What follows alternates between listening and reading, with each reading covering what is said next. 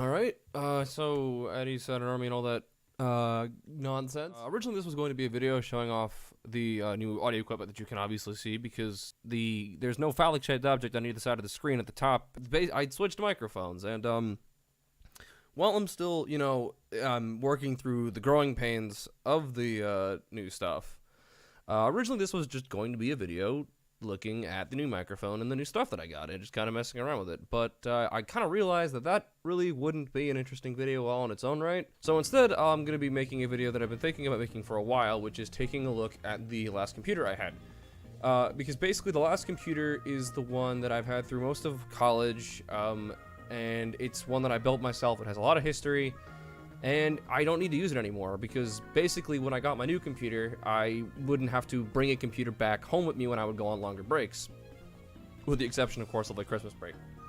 But for like week-long breaks, I wouldn't need to bring a computer home anymore because I would have my old one back home, and I just had my last break before the end of the semester of my senior year, so I don't need to use it anymore, and I'm trying to find it at home, but because I put it together myself, and this computer does have a lot of history, I figured we'd open it up, and for my viewers who don't know what the inside of a computer looks like, or are in any way curious, this will be a great video for you to watch, and I'll also get a small chance to tell a little bit of the stories that I have to tell that have to do with this computer. Anyway, I'm going to stop dawdling, and we're...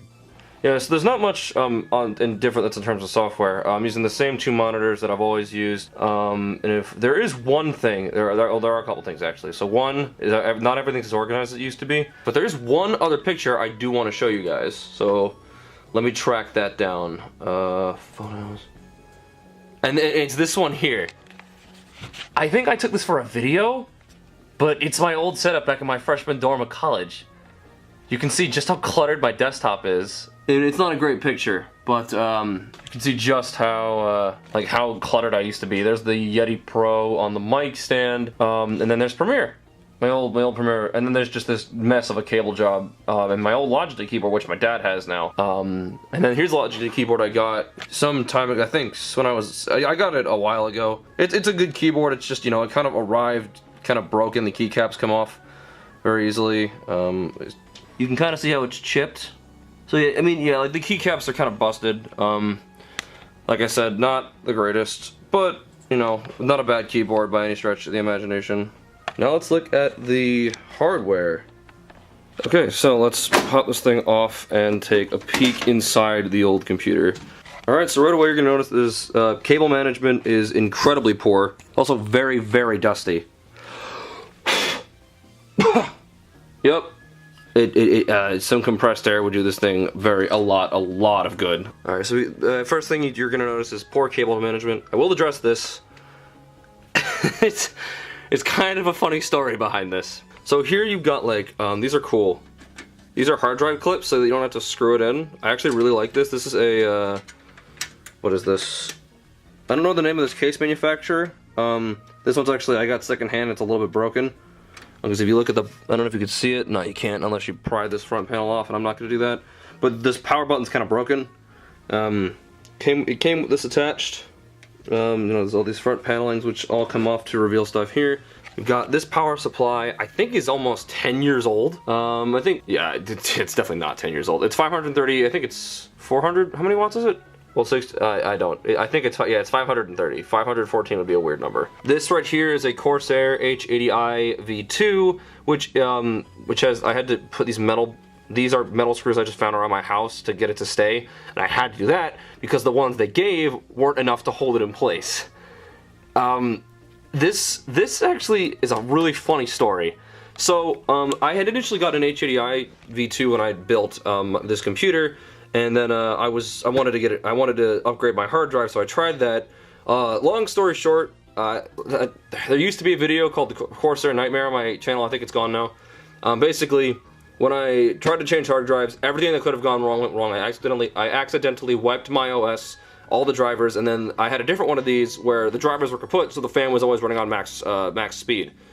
So I had to RMA it, and that was a nightmare.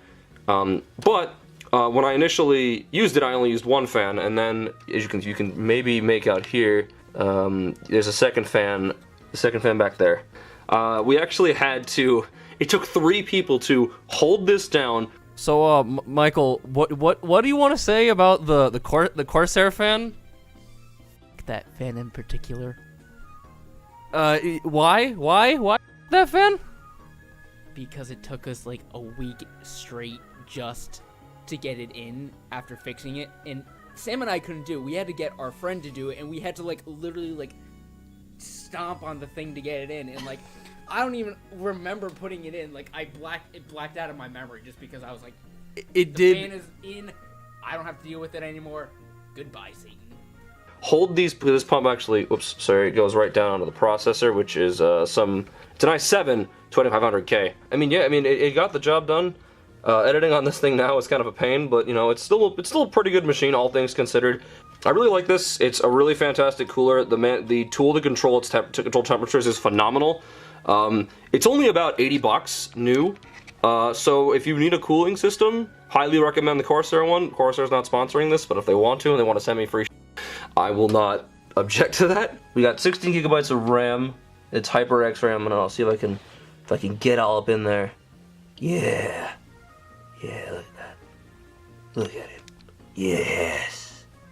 And then we have, this is an Asus motherboard. I don't know which one it is. These are PCI expansions. Then you have this thing right here. So this is a PCIe USB 3 card. I needed that so that I could use the Razer Ripsaw on this machine. You know, it's pretty snug in there. And then we have the NVIDIA GTX 550 Ti. It's essentially the most beefy version of the 750 Ti. I think it's got like 4 gigabytes of memory. It's a good card. You know, it's for the time it was you know, it's a good card. You know, it's got you know, its own power. This thing, this PCI has its own power. This actually I needed an adapter for that I was really worried I didn't have. Yeah, so I was worried I didn't have an adapter that looked like that. Thankfully, one of my neighbors had bought a power supply, and it had it. I do know that there are cords that look identical and that don't work. So hopefully, I'm not frying that thing. I mean, I'm mostly kidding because I figure by now probably would have fried it. You know, you've got 2 hard drives. One of these is a 2 terabyte Western Digital Black, and the other one is a 4 terabyte Seagate hybrid. So that's pretty much everything. Like I said, cable management's really poor. It's a pretty big case. I like the architecture. It's conducive to upgrades. It's a good case. So now let's address the elephant in the room, the duct tape I have on the inside to keep this thing held down. Why is that a thing that I'm doing? Well, when I went to install the PCI card, whenever that was, which again is right here, I was an idiot and I thought that this thing was locked. I locked it somehow because when I installed the graphics card. So me and a friend, another one of my neighbors, had to bend this. We're trying to bend this up to slide the PCI card in. It's covered in dust. So I'm actually gonna remove, and every time I move this computer, I put a new strand of duct tape. So this is like strand number I think 8 or 10.